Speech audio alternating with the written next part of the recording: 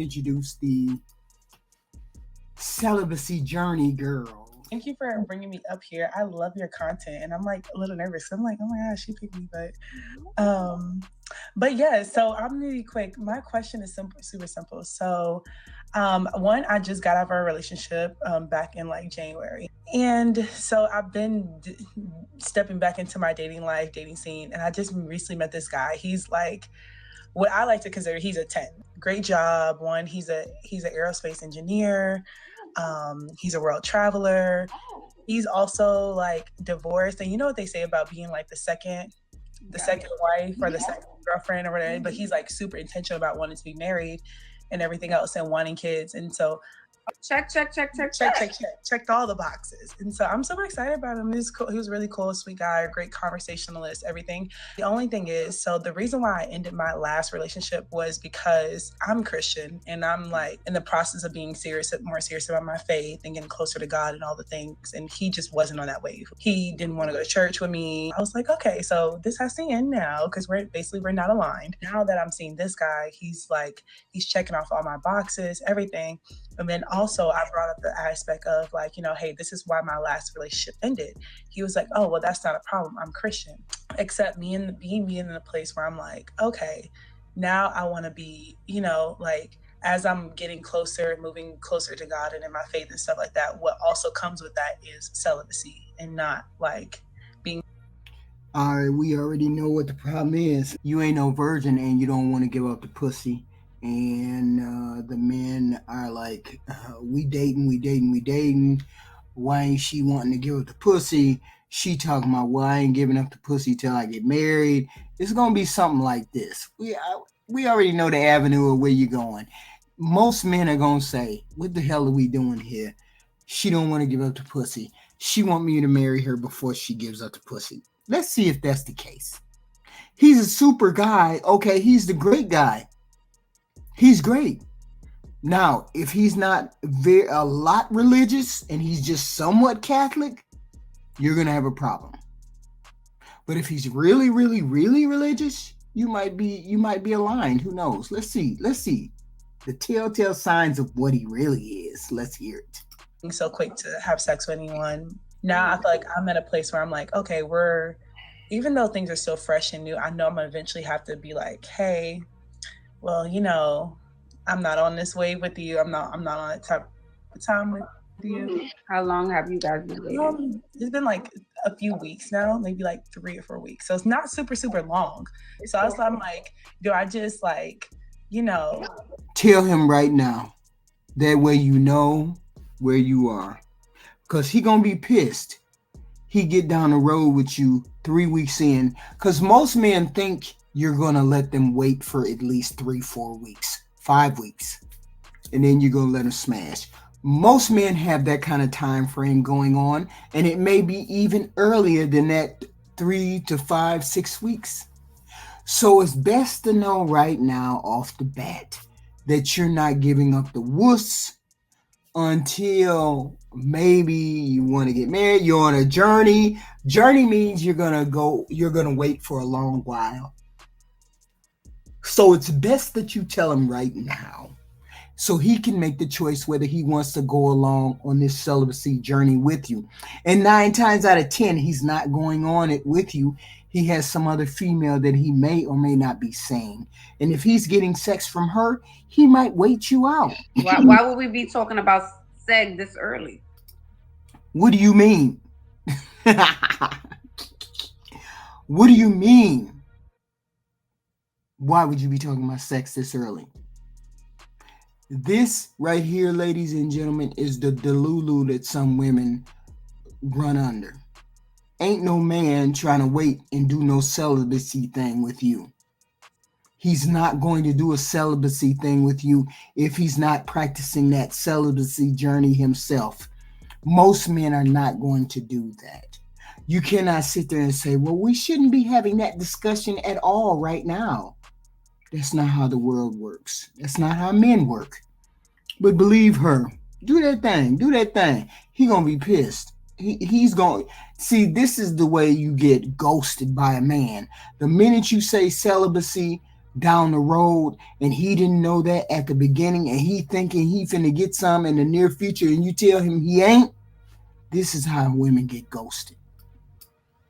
This is how women get ghosted. Mm-hmm. Shouldn't you be getting to know me? Not what's between my legs, child. So it don't even matter. We're not bringing that up. It's too soon. I don't know you to be talking about my body. No. Yeah.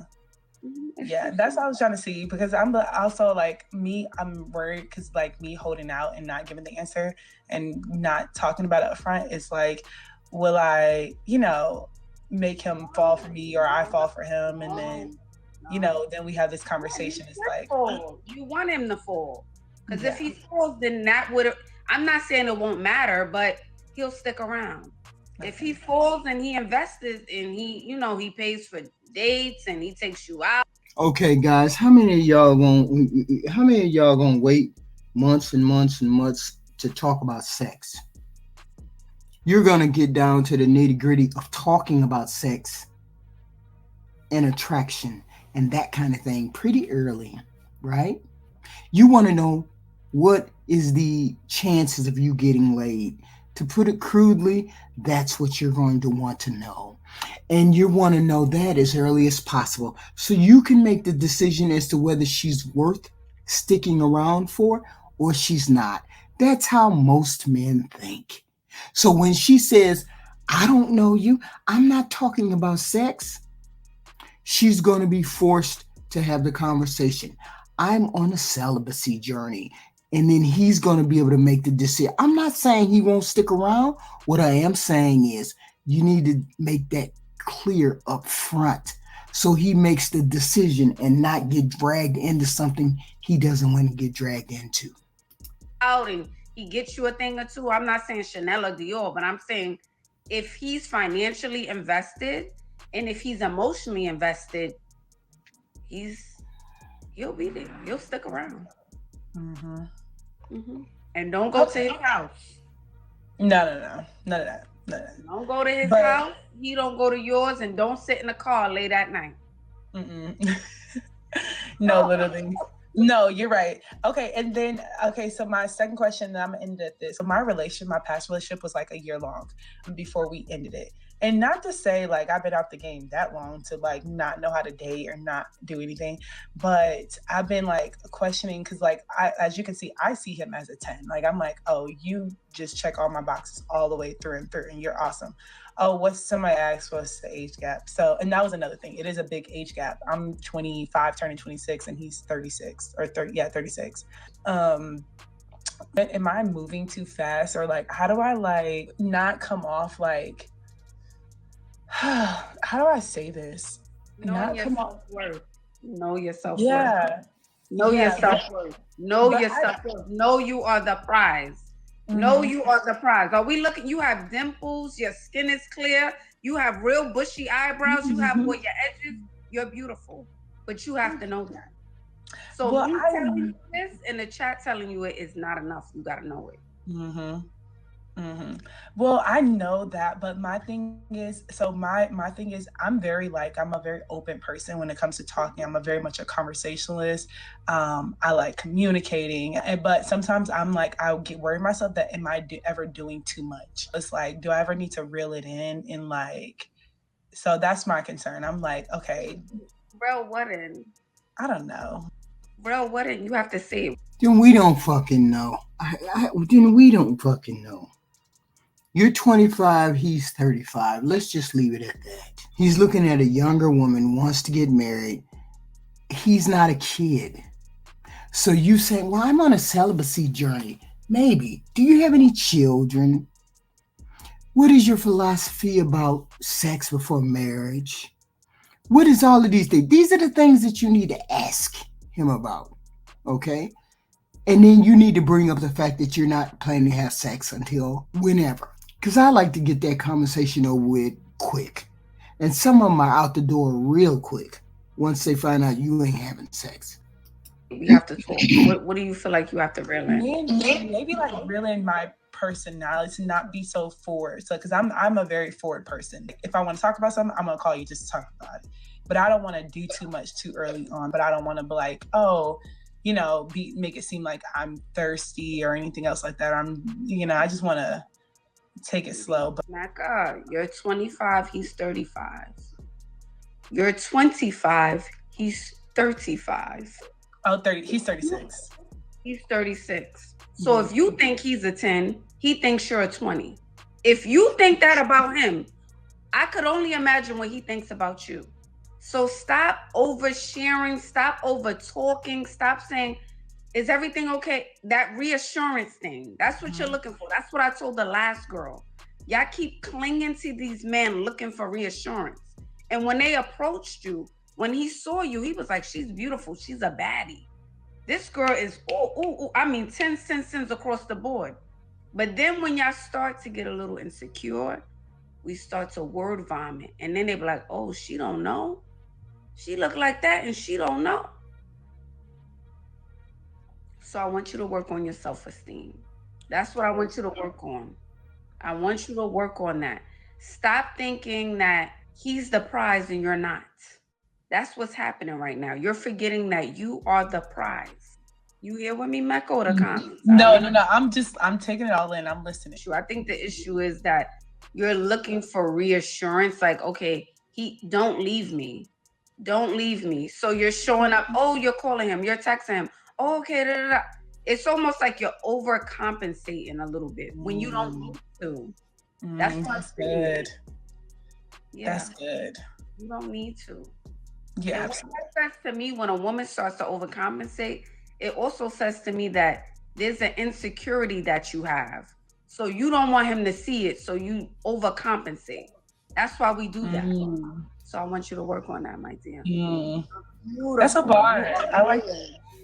Yeah. That's so real. Okay. I'm definitely going to keep that in mind. It would just be so hard for me at 35 to deal with somebody that was insecure, and I would have to reassure them of everything. I'm just one of those human beings. I can't do that. You got to come fully formed. You can't be coming with all of the parts undid. She seems like a decent girl. She's not ugly. She's not overweight. She's not anything. She's just blah. No outstanding personality. Nothing outstanding. Nothing that would make me say, hey, let me wait 6 months before I have sex with her. Nothing that stands out that says that to any man. So you need to say that kind of thing up front. Because most men are not going for this 6 months, 8 months celibacy. And they're not going to be celibate. Not for you. Not for any woman, really. And he's 35. That's a full-grown, whole-ass man. He ain't no kid with this fuckery that you're talking about. I want to be celibate. Celibate for what? Celibate for what? That's the question I would be asking. And most men are going to ask that same goddamn question. Who the fuck is she holding out for?